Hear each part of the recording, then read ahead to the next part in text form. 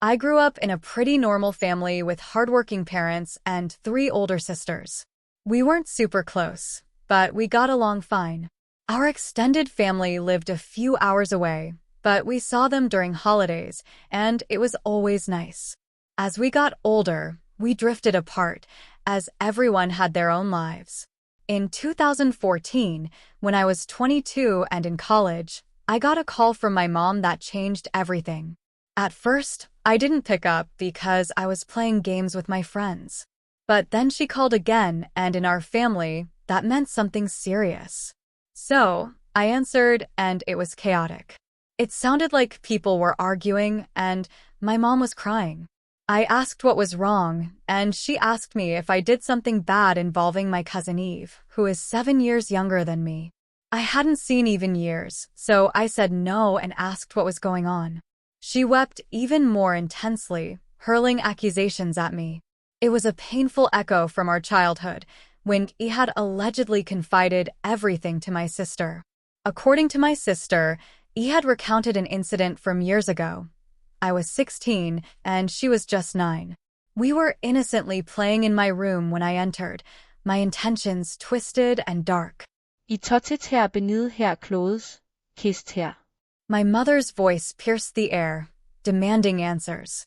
But I was paralyzed, unable to utter a word. It felt absurd, like a cruel joke. I insisted it wasn't true, that E was lying. But my mother persisted, fixated on the vivid details E had provided. "Did you do this? Did you do that?" she pressed. Each denial escalated the tension until my parents declared their verdict. They wanted nothing to do with me. My sisters followed suit, branding me disgusting and severing all ties. I retreated, seeking refuge in a long shower, the water washing away my confusion. Why did I do it? I still don't know. Desperation drove me to call and text everyone. Even E's silence echoed back, punctuated by blocked numbers. Only my father responded, urging me to stop. "They needed to heal," he said. 9 years have passed, and I remain estranged from my family. To say it messed me up would be an understatement. I existed in a fog, barely eating, haunted by that fateful call. And the shower, its warmth and solitude, became my sanctuary. Right before I had to defend my bachelor's thesis, I was already super stressed. Thankfully, my co-writer noticed something was wrong and helped by taking care of the easier parts. Without their help, I might have failed. Sadly, no one came to my graduation. That's when my life took a turn for the worse. For a whole year, I lived in constant fear that the cops would come knocking, thinking I did something bad. I couldn't find a job, so I just used up my savings. I drank a lot to deal with my feelings and got angrier and more violent. Luckily, I didn't hurt anyone because no one was around. Once, a neighbor called the cops on me, but I convinced them it was just an accident. Instead of sleeping, I spent nights thinking about getting revenge and doing even worse things. I'm not proud of those thoughts. Finally, in late 2015, I got my first real job in my field. Working helped me feel normal again. It took a while, but I started drinking less and feeling happier. Even though I didn't have much money, I treated myself to cool stuff like a VR headset or a motorcycle on my birthdays. Last year, I left my old crappy apartment and bought a small house, which felt like a big step forward. Having my own garage and garden was something I'd always wanted. It's made me feel even better about life lately. But let's be real, life's still got its problems. I've been popping antidepressants for a while now. They do help, but not in a happy-go-lucky way. They just sweep away the dark thoughts and leave me feeling kinda numb. Trusting people? Yeah, that's a tough one. Tried dating a bit, but it's hard to spill your guts when someone asks about your family. Like, how do you explain that they accused you of some messed up stuff and now you're not exactly on speaking terms? And no, I didn't do it. Swear on it. My job's pretty much a boys' club, so the only woman I really shoot the breeze with is my therapist. Then, out of the blue, I get a text from my mom after ages. Freaked me out, man. Took me forever to muster up the courage to read it. And when I finally did, it was this long message about how they miss me and all. They even mentioned my sisters and their kids, which was news to me 'cause I didn't know I was an uncle. Ended with the whole, "We love you, Mom and Dad" spiel. The second text started with a simple greeting, acknowledging that they understand if I didn't want to talk to them after what happened. They went on to explain that during a recent family gathering, the topic of me came up and one person, E, tried to downplay what had happened between us. Eventually, she admitted that nothing actually happened and that it might have just been a dream. They were all shocked and appalled by her behavior. When we last spoke, they mentioned they were trying to protect E by not revealing the truth, but they now realize that was wrong. They confirmed that they've informed everyone who knew about the situation of the truth. They all want to reconnect with me, and my sisters are eager for me to meet their families.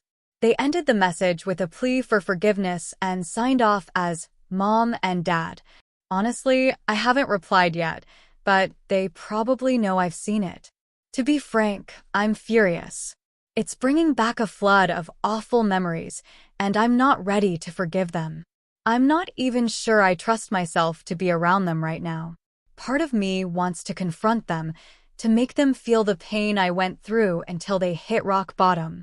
I even entertain thoughts of making my cousin's life miserable.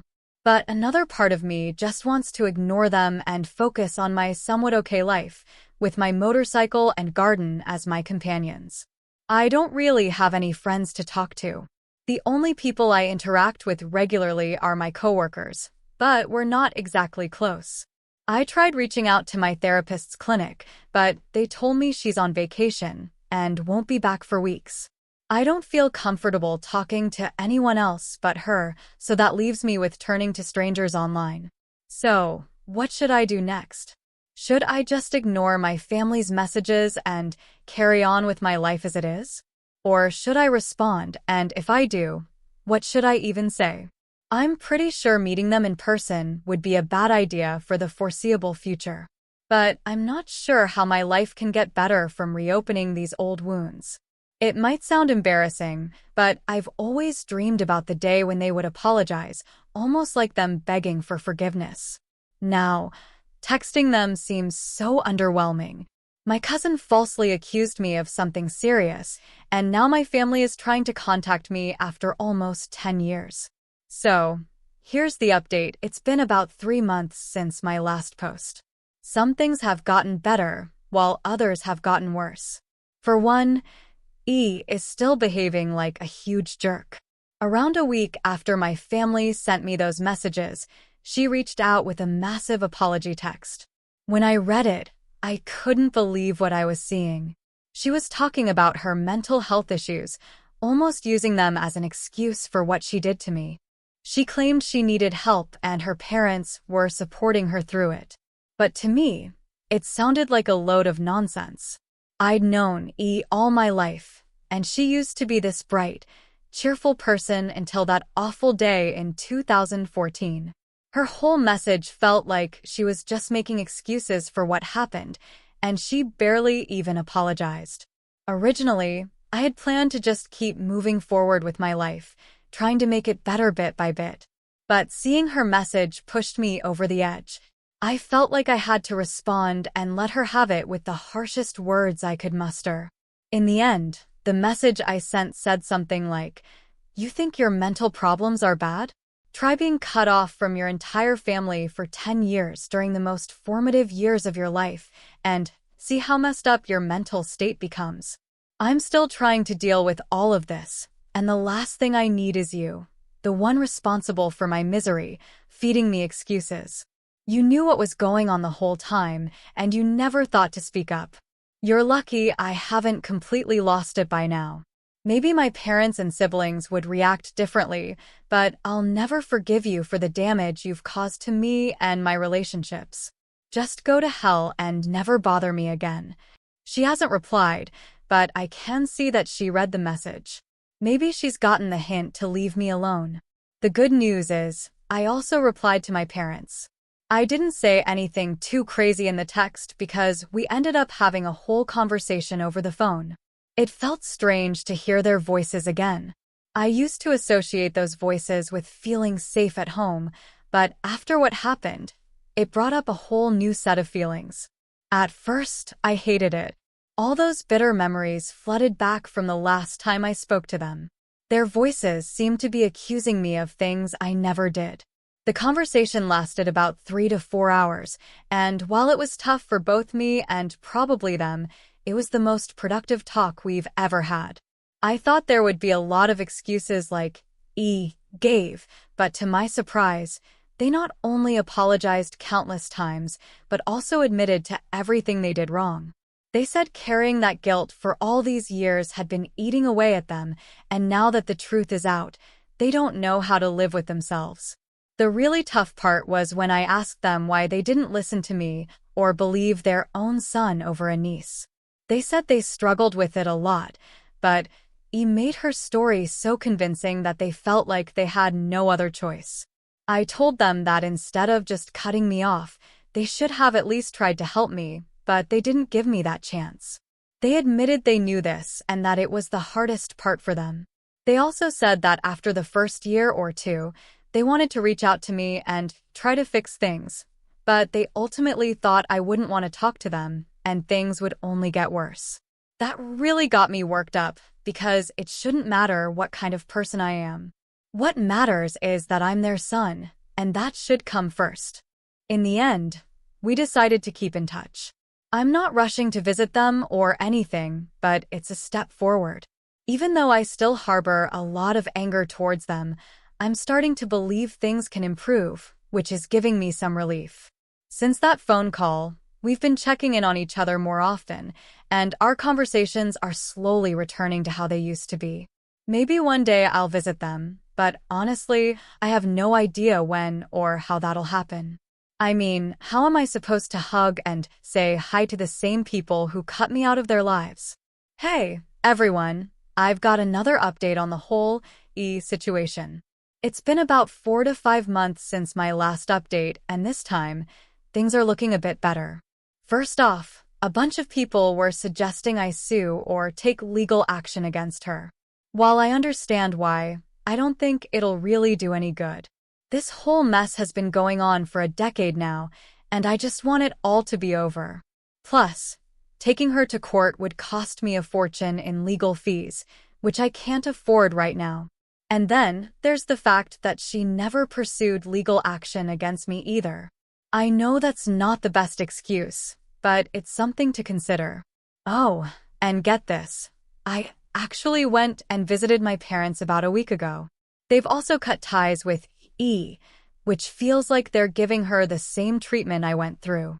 It's almost like their way of punishing her without going to court. Believe me, I know how it went visiting my parents. It went pretty well.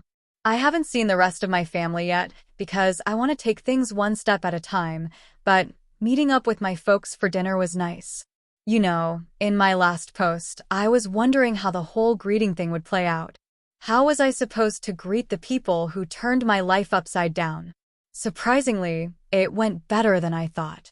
I figured hate would consume me, but weirdly enough, I felt a bit relieved when I saw them. Maybe it was the sense of things starting to get back to normal, but honestly, I'm not sure. I didn't hug them right away because our conversation got pretty intense.